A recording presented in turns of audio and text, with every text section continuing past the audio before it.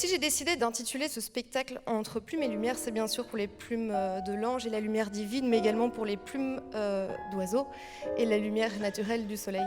Donc comme je le disais tout à l'heure, l'oiseau qui est un peu le héros principal de Messiaen. Alors s'il a décidé de retranscrire des chants d'oiseaux, c'est pour une raison assez simple en réalité, c'est parce que Debussy et Wagner se sont déjà attelés à essayer de reproduire les sons de la nature. Et comme Messiaen le dit, il dit d'eux, ils l'ont fait et ils l'ont fait trop bien.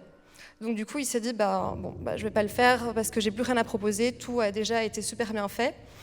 Et disons qu'il s'est dit, je vais quand même essayer de le faire, mais à travers les chants d'oiseaux, et qui sont techniquement plus faciles à retranscrire et plus musicales. Alors comment est-ce qu'il faisait ? Il se rendait dans un milieu naturel, on va dire par exemple une forêt, il se munissait de son petit calepin, accompagné de sa femme Yvonne Loriot, mais qui s'est créé qu'un D et pas un T comme l'oiseau. Le hasard d'ailleurs est assez rigolo qu'il soit marié avec quelqu'un qui porte le nom d'un oiseau.